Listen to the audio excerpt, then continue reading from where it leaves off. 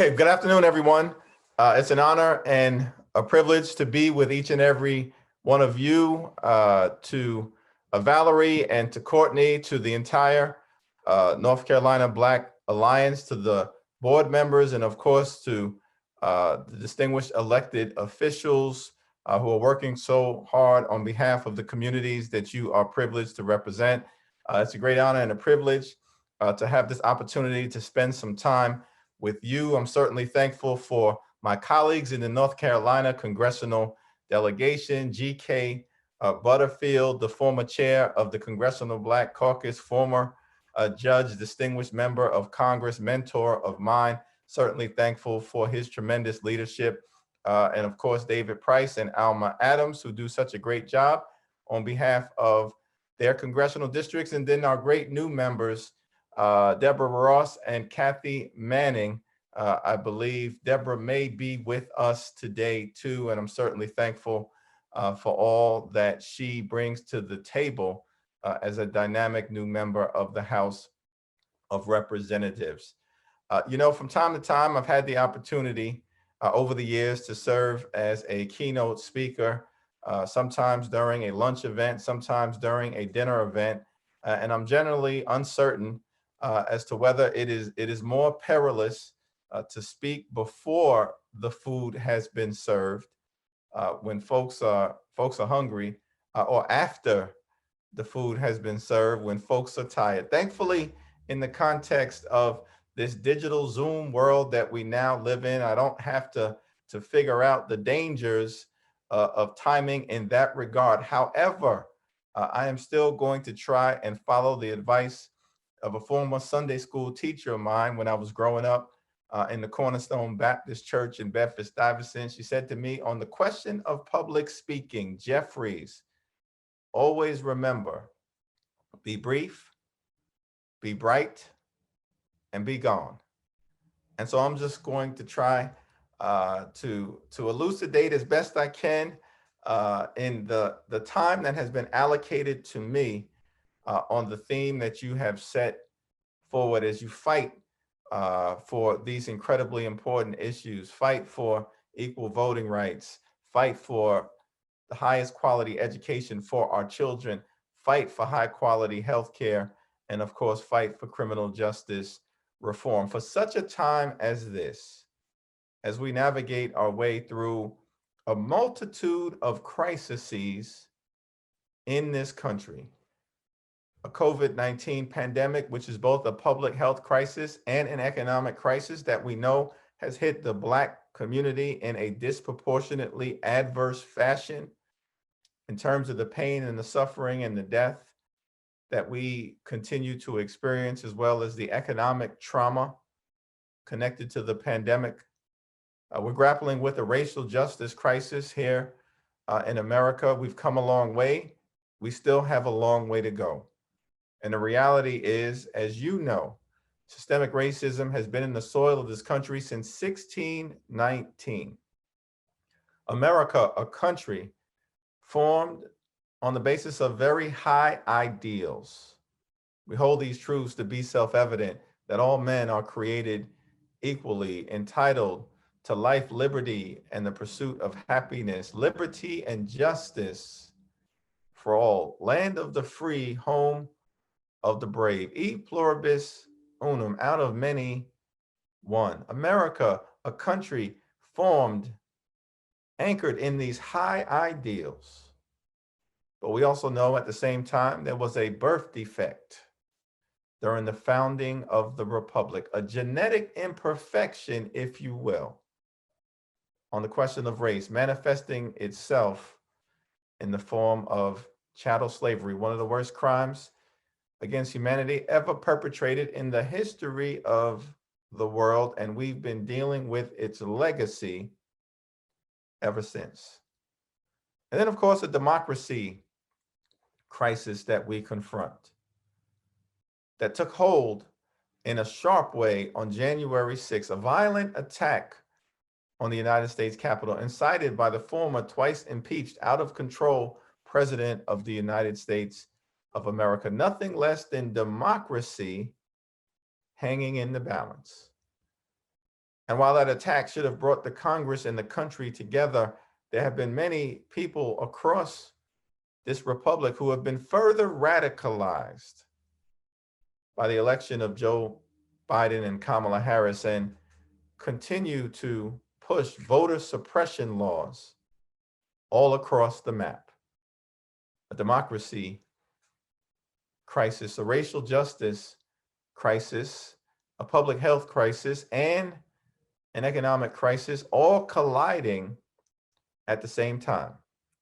And so all of you have certainly been called to serve for such a time as this. A difficult time filled with trials and tribulations. But I often say to folks, and I had the opportunity to spend 8 years during the presidency of Barack Obama, 4 of which I was in Congress, his last 4 years, and then the last 4 years under the previous president. I thought that there was no better time to be in Congress than when we had the opportunity to serve alongside President Barack Obama. No more important time to be in Congress, in public service, in state and local and county office than right now.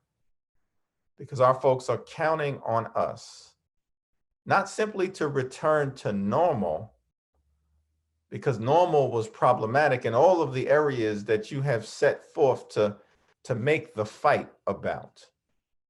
Normal wasn't good enough in terms of one person, one vote, because there were people still trying to suppress our capacity to participate fully in our democracy. Normally, certain wasn't good enough in the context of the educational landscape. The system has been broken for far too long as it relates to our children. Frederick Douglass, of course, once famously observed that it is easier to build strong children than it is to repair broken men. Normal is not good enough when you've got a broken public school system resulting in broken children, broken men and women.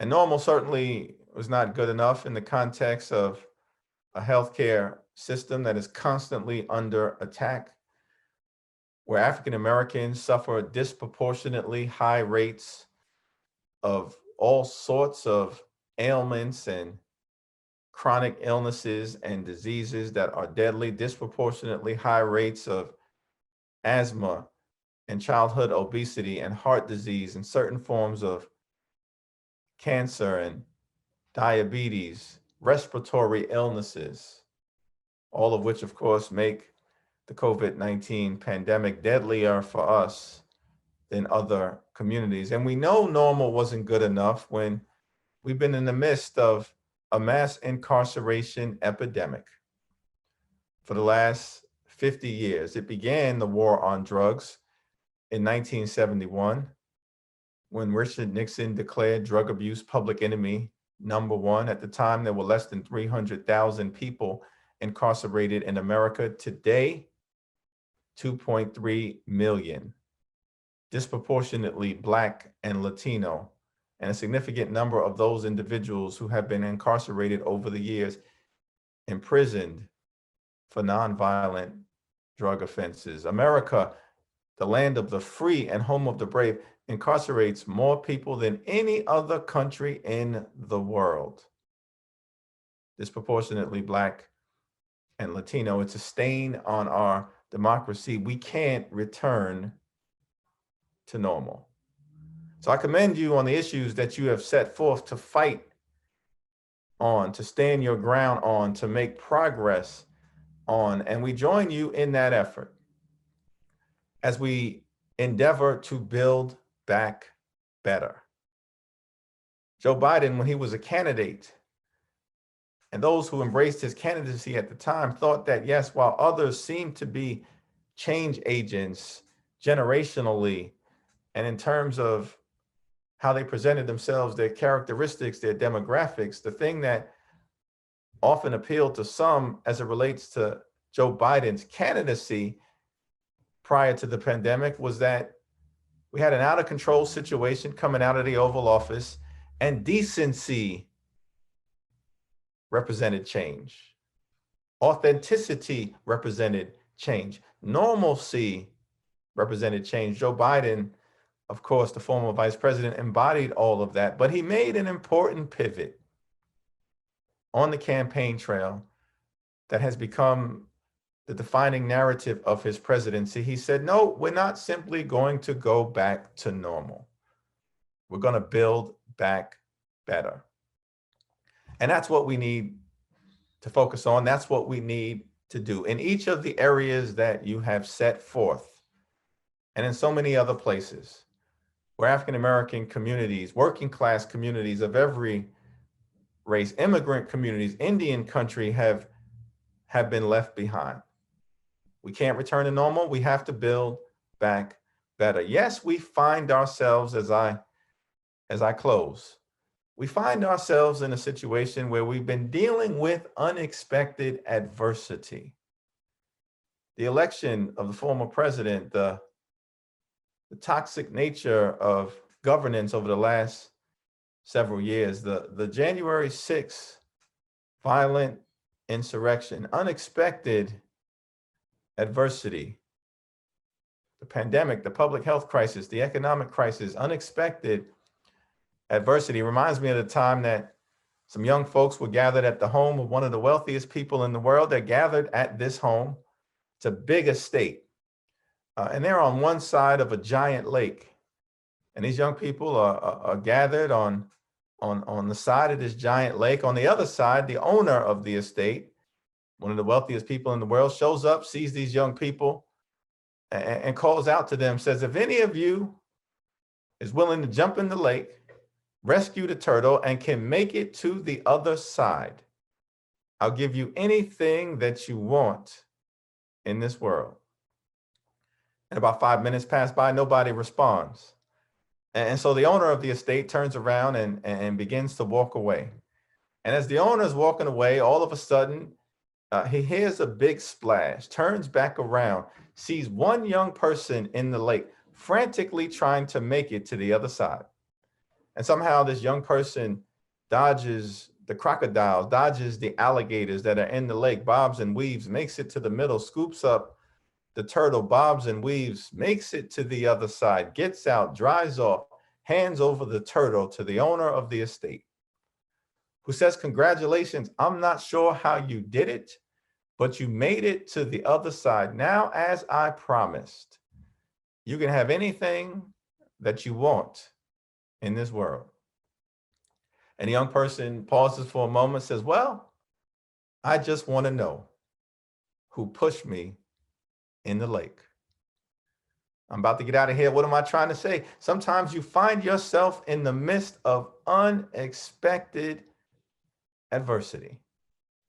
The election of Donald Trump, the COVID-19 pandemic, an economic recession, a crisis in our democracy, a rise in voter suppression efforts. You find yourself in the midst of unexpected adversity. That's where our communities find themselves right now. But our history tells us, the resiliency of our community tells us that whenever you find yourself in the midst of unexpected adversity, you've only got two options. You can either sink or you can swim.